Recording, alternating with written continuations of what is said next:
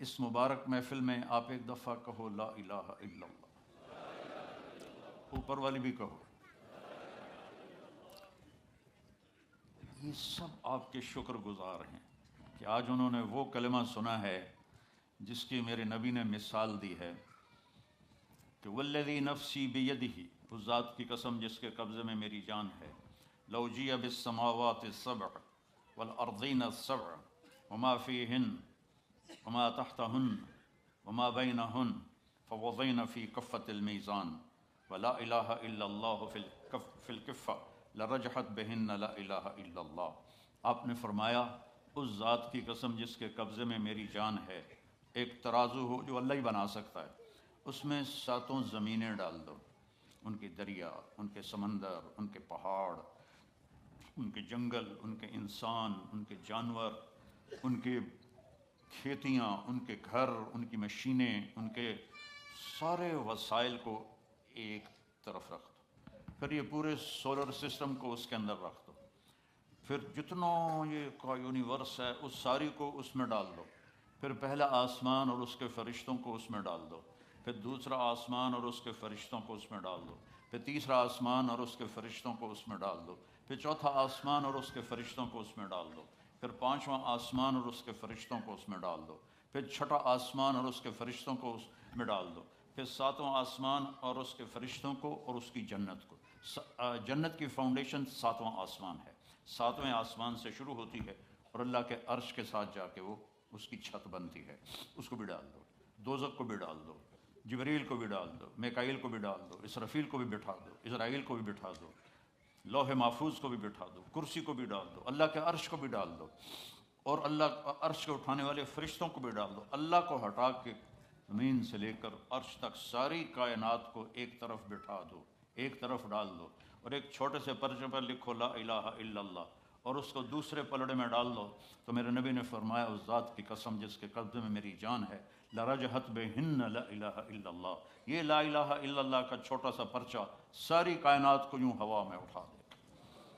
اس میں نام اللہ ہے، بولو اللہ، اس میں نام اللہ ہے۔ اللہ اپنی ذات میں کتنا بڑا ہے۔ لو کان البحر مدادا لکلمات ربی، ایک مثال اللہ قرآن میں دے رہا ہے، سمندر سیاہی بنا دو، والبحر یمدہ من بعدہ 7 ابحر، پھر 7 سمندر کو سیاہی بنا دو، پھر ولو ان ما فی الارض من شجرۃ اقلام، پھر پوری دنیا کے درخت کاٹ کے ان کے قلم بنا دو۔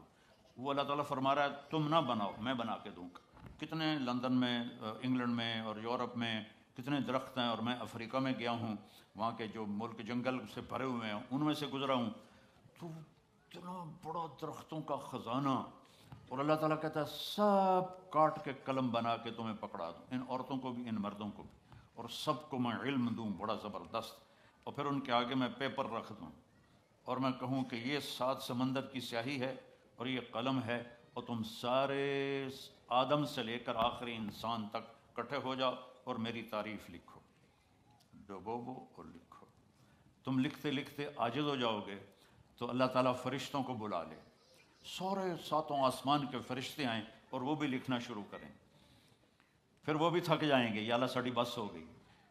پھر اللہ تعالیٰ نبیوں کو بلا لے، 1,24,000 نبی، ان کا علم فرشتوں سے بھی زیادہ ہے، وہ لکھنا شروع کریں، لکھتے لکھتے لکھتے لکھتے لکھتے وہ تھک جائیں گے اور ان کی بس ہو جائے گی۔ پھر اللہ رسولوں کو بلائے، 313 رسول ہیں، ان کو اللہ کا لکھو میری تعریف، وہ بھی لکھتے لکھتے لکھتے تھک جائیں۔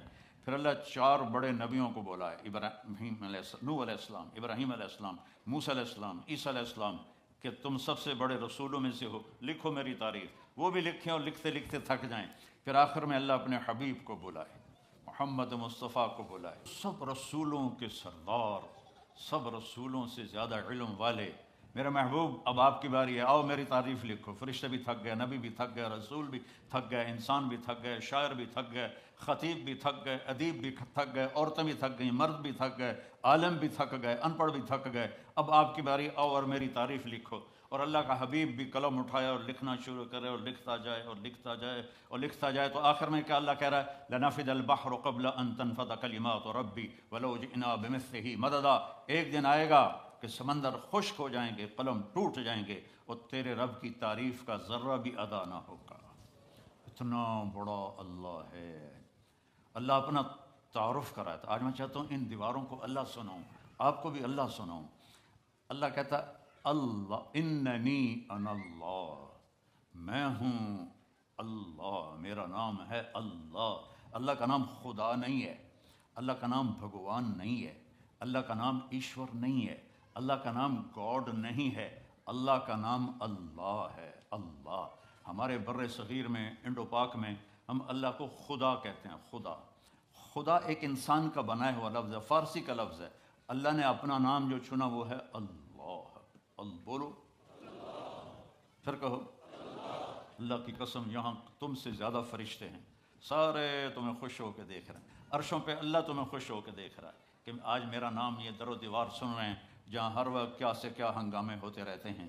تو اللہ، پھر اللہ نے کہا لا الہ الا ہو، میرے جیسا کوئی ہے ہی نہیں، میرا کوئی شریک نہیں، میرا کوئی مثل نہیں، میرا کوئی بدل نہیں، میری کوئی ٹکر کا نہیں، میرا کوئی وزیر نہیں، میرا کوئی وہ مجلس شورا نہیں ہے، میرے کوئی، میں کسی کی حفاظت کے لیے کسی فرشتوں کا محتاج نہیں، عرش فرش لوح قلم کرسی کا محتاج نہیں۔ اللہ لا الہ الا ہو، یہ اللہ نے اپنا تعارف کروایا کہ میں اللہ ہوں، میرے سوا کوئی معبود نہیں، میرے سوا کسی کو مت پکارو، میرے سوا کسی کے آگے مت جھکو، میرے سوا مدد کے لیے کسی کو نہ بلاؤ، صرف مجھے بلاؤ۔ اچھا، اللہ کی دو صفتیں بڑی عجیب ہیں۔ کہتا لا تراہ العیون، اللہ فرماتا، اللہ کے حدیث شریف میں آتا ہے کہ اسے آنکھ دیکھ نہیں سکتی، ولا تخالطہ الظنون، خیال سے سوچو تو سوچ بھی وہاں نہیں پہنچتی۔ جب اتنا دور ہو گیا تو پھر قرآن میں کہتا ہے اقرب الیہ من حبل الورید، دور اتنا ہوں کہ تمہاری سوچ نہ پہنچے، قریب اتنا ہوں کہ تمہاری اس شہرک سے بھی زیادہ قریب۔ تم دل میں تم زور سے بولو یا اللہ، اللہ کہتا میں سنتا ہوں، تم آہستہ بولو یا اللہ، تو اللہ کہتا میں سنتا ہوں، تم زبان بند کر لو اور دل سے بولو۔ اب میں دل سے بولا ہوں، میں نے نہیں سنا، میرے کانوں نے نہیں سنا، اللہ فرماتا ہے میں یہ بھی سنتا ہوں، میں یہ بھی سنتا ہوں۔ لا الہ الا ہو، میرے جیسا کوئی نہیں ہے۔ دلیل کیا ہے؟ الحی، میں ہمیشہ زندہ ہوں اور ہمیشہ زندہ رہوں گا۔ کوئی اور دکھاؤ جو ہمیشہ زندہ ہو اور ہمیشہ زندہ رہے، کوئی اور دکھاؤ، آج تک کوئی نہیں ہے۔ القیوم، میں ہمیشہ قائم ہوں، نہ کھانے کا محتاج، نہ پینے کا محتاج، نہ جگہ کا محتاج، نہ بیوی کا محتاج، نہ بچوں کا محتاج، نہ آرام کا محتاج، میں ہمیشہ قائم ہوں۔ تیسری دلیل کیا ہے کہ میرے سوا کوئی نہیں، میرے جیسا کوئی نہیں۔ لا تاخذہ سنۃ ولا نوم، نہ مجھے اونگ آتی ہے نہ میں سوتا ہوں، نہ اونگ آتی ہے نہ سوتا ہوں۔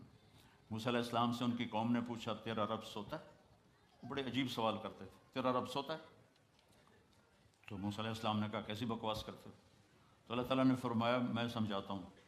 رات ہوئی نا تو اللہ نے فرمایا 2 پیالے لے کے کھڑے ہو جاؤ، اور دیکھو یہ پیالے ٹوٹنے نہیں چاہیے، کھڑے ہو جاؤ۔ اب موسیٰ علیہ السلام لے کے کھڑے ہو گئے، انسان ہے، تھوڑی دیر بعد تھکن شروع ہو گئی، تھوڑی دیر بعد اونگ ہونی شروع ہو گئی، جھٹکے شروع ہو گئے، سنبھال کے رکھ رہے تھے۔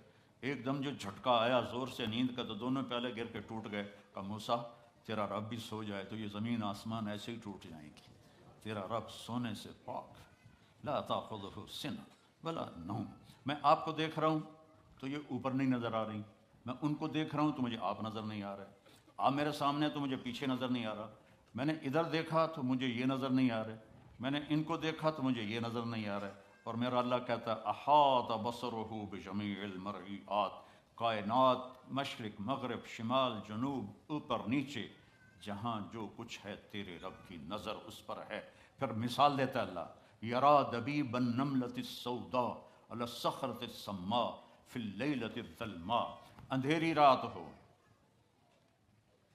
کالی رات، کالی چونٹی ہو، چونٹی کتنی چھوٹی سی ہوتی، اور کالا پتھر ہو، کالا پہاڑ ہو اور کالا پتھر ہو اور اس پر کالی چونٹی ہو، اوپر اندھیری رات ہو، ایک رات کا اندھیرا، ایک پہاڑ کا اندھیرا، ایک پتھر کا اندھیرا، ایک چونٹی کا اندھیرا، خود کالی۔